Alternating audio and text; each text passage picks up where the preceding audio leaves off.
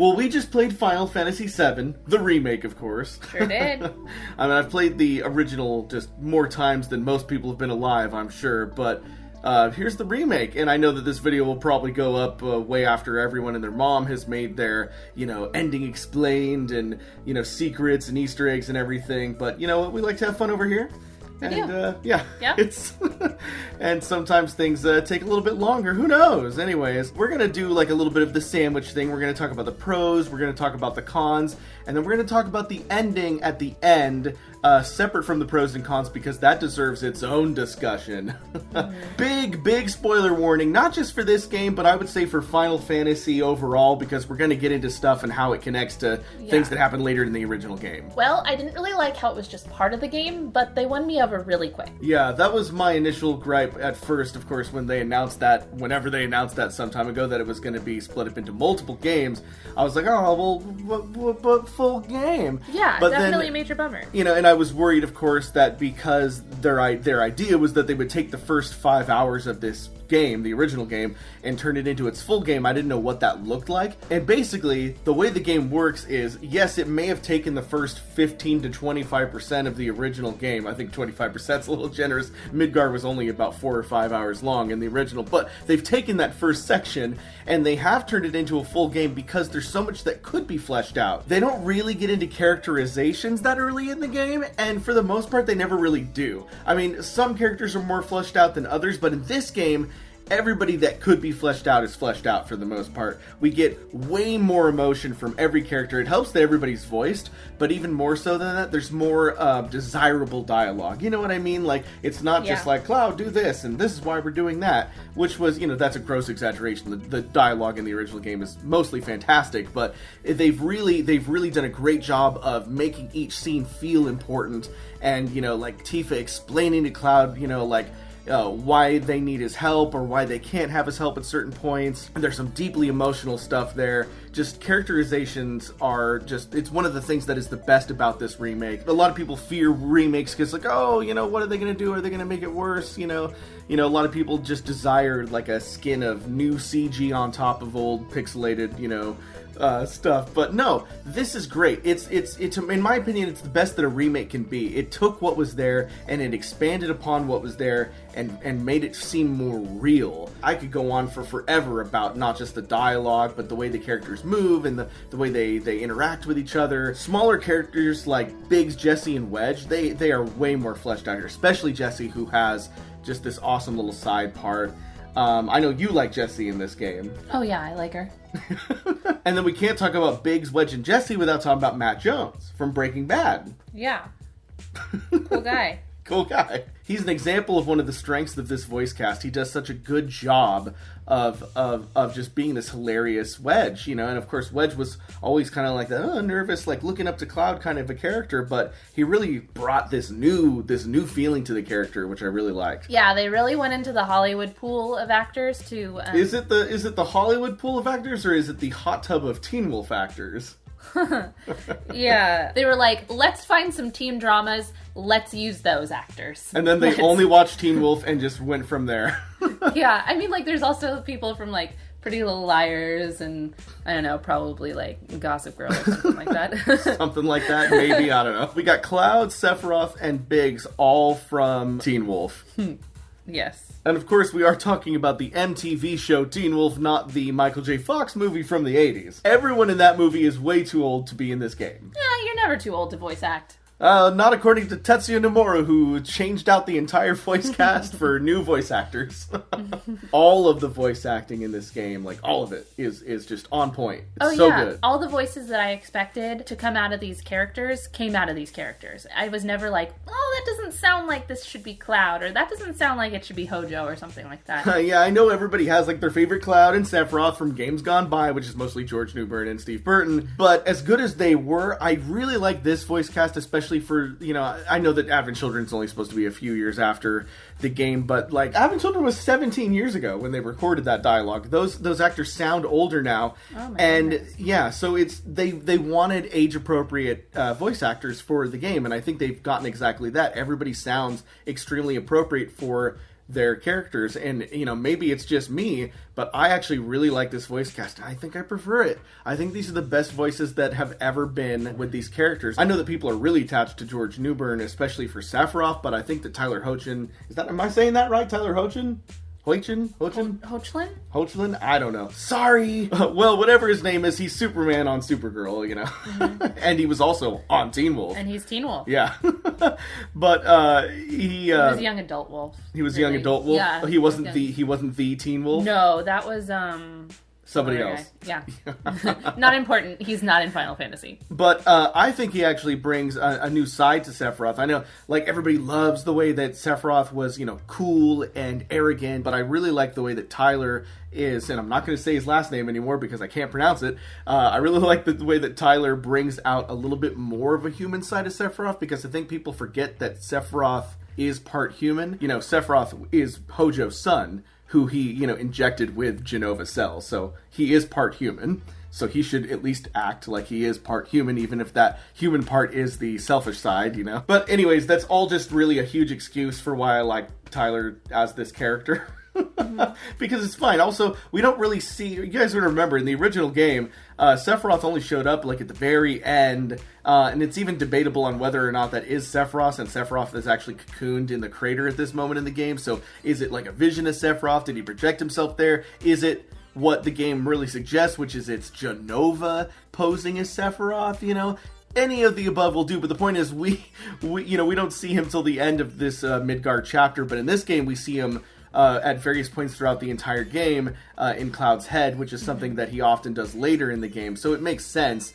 But my point is, we still don't see Sephiroth in this game enough to really judge the way that it is yet so far. I mean, I can judge it, and I'm saying it's great. Well, you do need a villain in your Final Fantasy VII Remake, so you might as well introduce him early on into your first part of the game. I think that the villain is mostly Shinra, President Shinra, and everybody that works at Shinra, which, by the way, in this game, Shinra is also, just like Avalanche, really fleshed out. Everybody who works at Shinra, Palmer, Scarlet, Reeve, and the president and other people that work at Shinra, they're all really great in this game. They're really fleshed out. We get to see much more of them.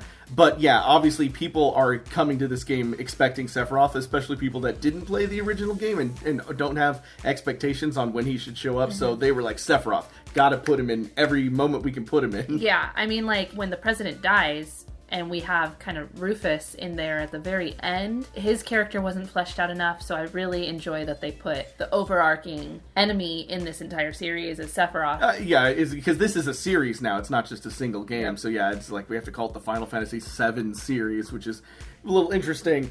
But yeah, Rufus, by the way, I think he was also done really well. Yeah. But, yeah, he's barely in the game. He has 2 scenes total, but he's fantastic, him and his dog.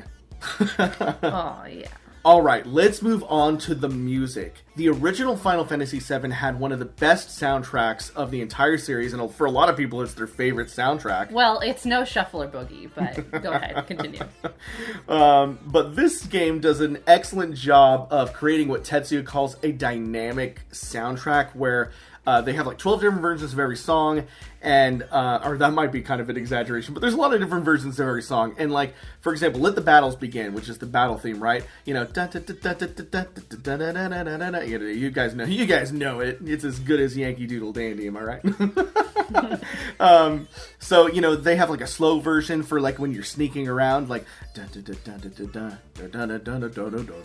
kind of Metal Gear, kind of stealthy. But then as soon as you run into an enemy, it ramps up, so it might be but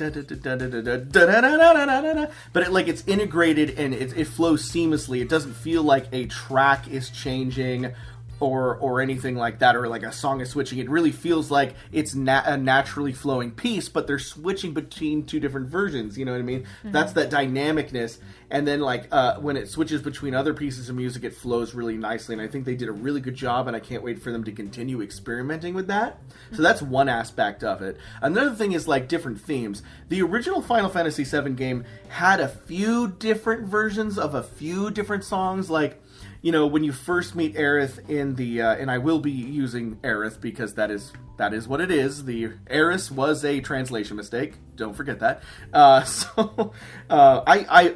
still make the mistake and I say Aerith all the time, but that's neither here nor there. It's Aerith. Anyways, when you, I guess when you meet Aerith for the second time, when you crash down into the church, there is like a slower version of her song that was there in the original game. I'm gonna butcher all the music here, but and then of course it's slower and it's a more peaceful. It's got like those bells sounding in the background. It's hard to explain, but it's like so like there were variations in the original game, but not at all to the level of the variations in this game.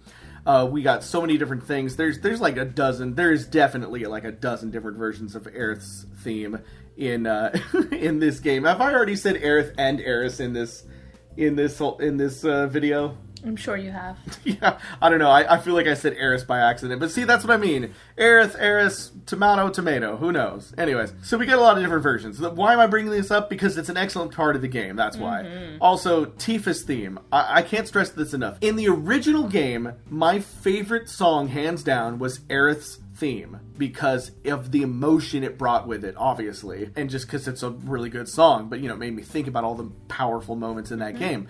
But I don't know. I have to say that my favorite theme in this game might actually be Tifa's theme. Tifa's theme was there, of course, in the original game, but now they've done a couple different versions of it in here. There's a really good version in Chapter 14. I know there's like 3 different versions of that cutscene, but if you get the one with Tifa, where you're trying to comfort Tifa, Cloud's trying to comfort Tifa, and she's trying to comfort you, there's this really powerful, emotional version of Tifa's theme. I think it's called A Flower's Tears, and it's amazing because Tifa's theme has always been a lively song, but they turned it into an emotional, sad, and then at the end, a hopeful kind of uplifting piece. And it's just amazing what you can do with the same piece of music, and it brings out so much more about Tifa's theme. And I feel like coming out of this game, my new favorite theme is Tifa's theme. Also just because what it does for her character. I mean, Tifa's always been a great character, but I think now that she has more dialogue and really get a sense of who she is and how she's kind of dealing with Cloud and his memory loss and trying to, deal with this person that she wants to become friends with again. They used to be childhood friends, It's just a really powerful piece. It really brings out that song, great character, just great. So, Chapter 9, just the entirety of Chapter 9 is a highlight of this game. Obviously, Wall Market is one of the best parts of the original game, and it is made, in my opinion, even better here. Towns are way bigger in this version because it could be. There's so much more to do in Wall Market. What I really like about this part is that there are branching side quests. There are choices that you make before and during this chapter where certain side quests will be available to you or not available to you. Mm-hmm. And this is the chapter that leads up to Cloud putting on a dress. It's all just fantastic. It's fun. It's definitely one of the best parts of the game. So there was a really bright side to this filthy town in the original. There was this fun little tropical ditty of a song, and they kind of changed that in this one. So you know what? I'm going to mark that as a con. Some of the music wasn't so good. You're talking about the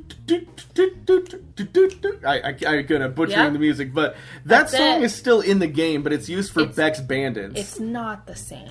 It's definitely not the same. They did change the song of what's actually in Wall Market, but again, it's a dynamic tune, so like depending on where you are in Wall Market, if you're like over at Madame M's, it'll sound a little bit more of a Asian sound, and when you're closer to Chocobo Sam's, it'll have more of a country sound to it. So there is a dynamic song, but it is not the original song, you're right. But that original song is still in the game. I'm assuming they changed it because it no longer met the feel of how they changed Wall Market. They also changed some of Wall Market for the better. The depth in Aerith's wow. Just mess up and I'll make fun of you. Anyway, the depth in her personality that they added, especially in Wall Market, how excited she was to save Tifa, how excited she was to watch Cloud transform into a beautiful drag queen was just so great to watch. This ain't Wall Market's best friend race. Shantae, you stay, Cloud. That was fantastic. If there's one thing that splits the fan base right now, it's the ending. Because I've seen from countless people, they're like, I loved this game for the first 99% of this game, but then I got to the ending and now I hate the whole thing because of what the ending means. And don't worry, we're going to get to the ending in just a moment. We do have a couple of cons first. I just want to remind you all of where this is heading.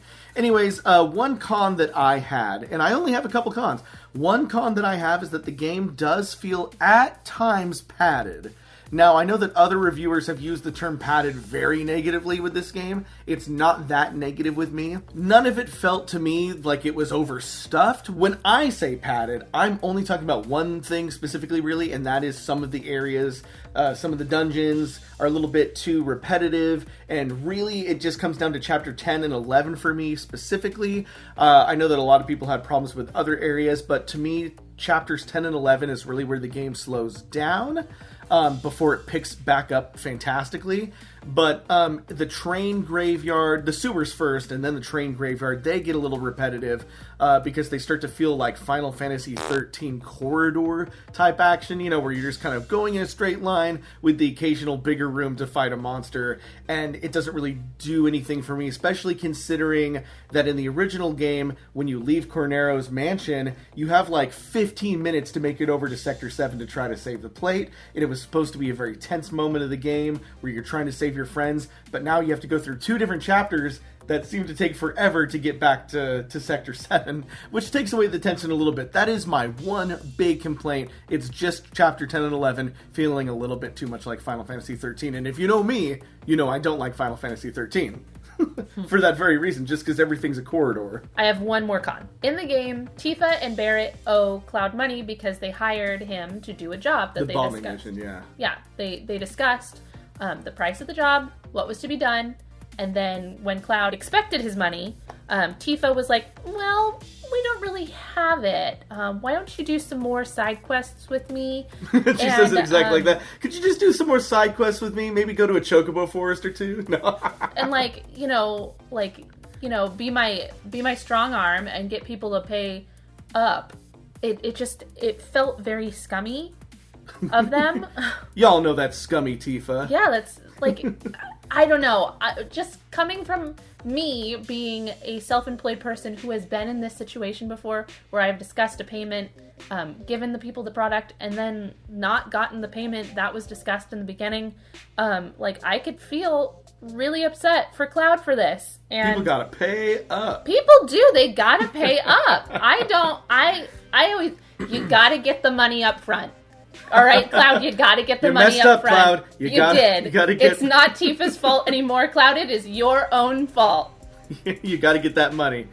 No, rule number 1. That was not my thought process during that part of the game. I just thought that, Cloud was being like, give me my money. Because he's supposed to be very cold and, uncaring at the beginning of the game before his character evolves and blossoms. So I think that was the purpose, of course, is that it's just showing us that he only really cares about money. But it does have a funny, this situation does have a funny side effect of also making Tifa and Barrett seem a little unreliable. Yeah. Yeah, a little bit. But, you interpret that however you wish. I will. So again, we talked about a possible con being that only 15% of the game is represented in this game. However, the original game is the original game, and this may go off in, wait for it, a slightly different direction. Oh, heavens. Oh, whatever shall we do? Anyways, getting to the ending. So this is where people have gripes with the ending. So the last hour or 2 of this game, you beat the motorcycle mission, you're at the edge of Midgar, but then things happen. All of the Arbiters of Fate, which are those little hooded specters that show up all throughout the game. Harry Potter Dementors. Yeah, that we didn't talk about during this entire review, but there they are. There's tons of them at the end of the game, and they open up this portal, which Aerith calls the Crossroads, the Destiny's Crossroads, and you walk through it, and you fight a bunch of these specters, and bigger, badder versions of these specters, and then you eventually kill the Arbiter of Fate. And what does all that mean? Well, during this whole thing, they're getting visions of the original game. They see a little bit of Aerith's. Yeah, it is hard to say. Aerith's. They see a little bit of her death. And they also see, 500 years later, when Red 13 is, with his cubs.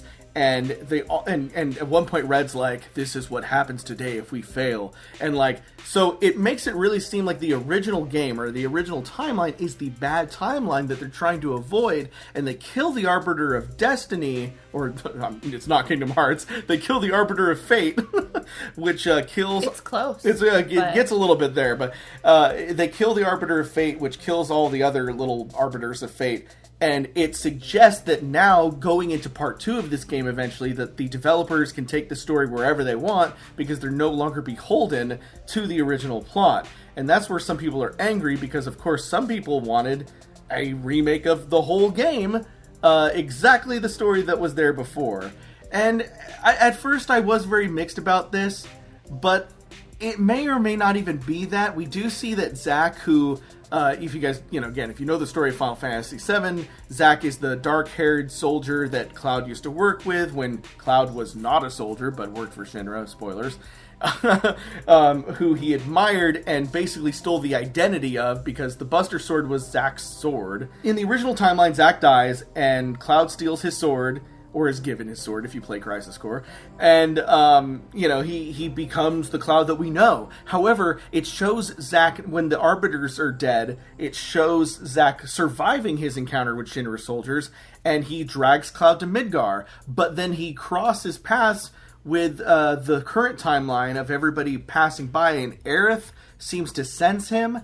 What's even more weird is that we do see a little snippet of a flyer of Stamp, who's like the Shinra dog, but it's a different dog wearing a different hat. Basically, what I'm getting at is it all suggests that Zack surviving is now part of an alternate timeline they've created. So maybe they didn't actually change fate. Maybe by trying to change fate, they created a alternate universe, so they got themselves in a little bit of a Marvel Universe situation here. So I don't think that it's the intention of the developers to completely change the story of Final Fantasy VII.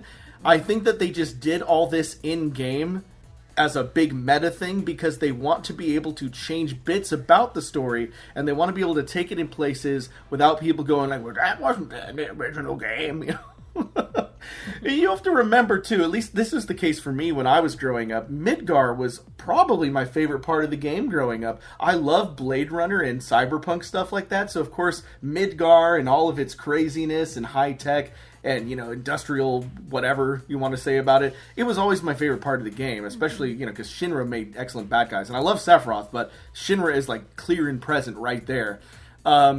It was always my favorite part of the game. It's like when you think of Final Fantasy VII, you think of the beginning, you think of Midgar, you think of Wall Market, and then outside of the Midgar part, you think of, Aerith's death, and you think of Sephiroth, and you think of, just, images and feelings you get. I don't know, some people might be, really, really, more hardcore than even I've played the game 100 times, so some people might be like, no, you gotta have, Costa del Sol, and then it's gotta end up on the crater, and it's gotta follow this exact, whatever.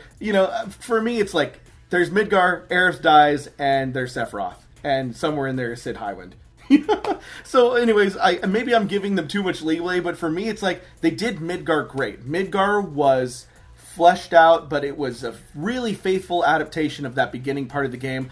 I don't care where they go with it. I'm gonna be honest, I don't care where they go. All they have to do is Aerith has to die. If Aerith doesn't die, then I'll be pissed. That's the most important part of the game. Her death signals the whole rest of the story. That's like Obi-Wan dying in Star Wars. That's how much Aerith has to die. And so as long as that's intact, they can do whatever they want, as long as they make a fun game, an entertaining game, just like they made this a fun and entertaining game. It could really go wherever they want. I just don't want them to go full Kingdom Hearts with it. I don't want it to get too crazy. I do want to see Costa del Sol, and I do want to, see all those moments from the game's Union Harbor, the cannon and everything, the weapons that come in later. I want all those things from the original game, but the order in which those happen and how they get there, I don't care. If Aerith survives, they need to make a really good, compelling reason why she needs to survive for me to like it. So I'm gonna let that hang in the future, and we'll see where it goes. I was comparing this earlier to the Star Trek Kelvin timeline. I think maybe some other people were doing that as well, but I can't remember if they mentioned it specifically. But J.J. Abrams' first Star Trek movie was set in a new timeline, and then you had old Spock coming in from the old timeline, and so they called that new timeline the Kelvin timeline. And I can't help but feel like this is what this is, because the Arbiters of Fate are trying to keep the timeline the way that it was, which suggests that this story has already been told.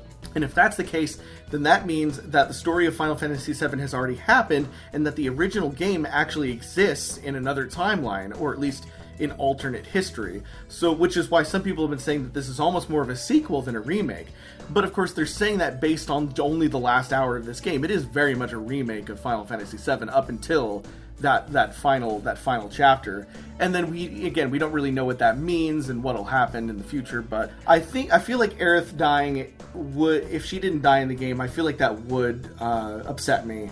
And I mean, I would probably still like whatever they do, whatever crazy, like, Zack comes in from the alternate universe to save her crap they're probably gonna do. But, like, for me personally, I think that when I think of Final Fantasy VII, the first thing I always think of is Aerith dying. Because I feel like that was the emotional home run in that game. That's what everybody thinks of, like, when they think of, like, how crazy Final Fantasy VII was in 1997. It's like, well, they killed off Aerith, you know. And then, you know, of course, they've killed off characters in older Final Fantasy games, but I think, you know, coupled with the fact that it was the first 3D game and how innocent she felt, and, you know, her connection to the Earth and everything, it just, I don't know, and so much more, it just was a shock that she was perma-died. Oh, yeah. It was very surprising. I don't know. I can't imagine it going any other way. And I know that for a lot of people that, like, there's a lot of people out there that are very negative about any changes. And then there are some people that are like me and they are open to changes. But I think the one thing that all of the fans can agree on is that Aerith has to die. Mm-hmm. Because that is just the central core. It's almost like the core theme of the game is Aerith dies. Well, I am a fan and I disagree.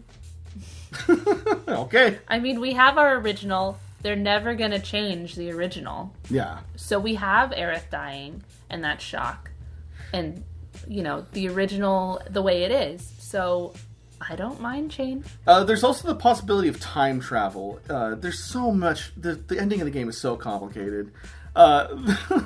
There's possible time travel, or at least like time mind jumping or something, maybe. I feel like there was a lot of ideas going into this ending, and they're just gonna pick and choose which ones make sense when they do part 2. But it almost feels like Aerith knows what her future is gonna be. Mm-hmm. It almost feels like Sephiroth knows he's gonna fail somehow, and he's trying to change it. Like, maybe this isn't even like Sephiroth, it could still be Jenova. Or maybe it's the Sephiroth from the original timeline that knows that he's going to screw up. Like, who knows? That idea. You know, in that case, you know, it's a little bit like Back to the Future Part 2. You know, Biff gets the almanac and changes his fate. Yeah, I do like that it's Sephiroth from the original changing his failure. I really like that. Yeah, and maybe, I don't know, maybe him and Aerith came together on the time machine. If there's a physical time machine. They are brother and sister after all. Whoa, not really, but in the first draft of the original script they were. Okay. I always like to point that their hair is exactly the same. For that reason, they never changed it. So, is Zack alive? Who's to say? He could be in an alternate timeline, but, you know, until we see part 2, we don't really know for sure. If there is one thing that bothers me about that, it's only because, like, this remake should definitely have been made with newcomers in mind. I'll go back and play any old PlayStation game because that's what I grew up with, but there's a lot of kids today and a lot of people today that wouldn't want to go back to play a game from 1997 with PS1 graphics. So they're not going to go play the original game. And that's the only real problem I have with this ending, is it almost makes it seem like you'd have to have played the first one to understand what's going on or appreciate what's going on. Because if you didn't play the original or Crisis Core, but Zack was in the original game too, in flashbacks, but even more so in Crisis Core, of course. Mm-hmm. But if you didn't play the original, you don't know who Zack is. You don't care who that character is. People are like, who's the dark-haired soldier? It's Zack Fair. And he lives. And that especially doesn't mean anything to you if you haven't played the original. Yeah. Because how did you don't even know that he was supposed to die. So the fact that he lives at the end means jack diddly to you. Yeah. So if there's one problem I have with the ending, it's just that. I wish that they would have gone into... They hinted at Zack a little bit early in the game, but they didn't mention him by name. A little bit first-time friendly. Yeah, he's Aerith's ex-boyfriend who disappeared because he died, but she doesn't know that. I wish they would have gone into that a little bit more. They don't really get into Zack until later in the original game, but if they're gonna bother to give you Zack living at the end of this game, then they probably should have actually explained Zack a little bit more earlier. Also, we could get into how, fighting Sephiroth isn't as meaningful because you don't know his motivations yet at this point in the game, but whatever. They needed an ending for this game. This is a part of the game that didn't have an ending originally, so they had to add some crazy stuff. You had to fight Sephiroth because it's Final Fantasy VII, so it doesn't matter. We'll learn about his motivations in the next part. Doesn't matter. Anyways, Jackie, final thoughts on Final Fantasy VII. Well, my final thoughts are I am excited for what's to come because I like what they did. The little Dementors were fun, little plot armor boys that were saving all the main characters, and now that they've vanished, who knows what's gonna happen next. And that's our review of the Final Fantasy VII Remake. What did you guys think? Let us know in the comments below. Did you like the game? Did you hate the game? Do you hate our opinions? If so, that's too bad, and that's so sad. But that's okay. Give this video a like, subscribe. We've been on YouTube for 15 years or something crazy like that. So just give us a good old subscribe. You should be subscribed by now. Well, we'll see you next time on another unscheduled episode of whatever this is. Bye! Bye!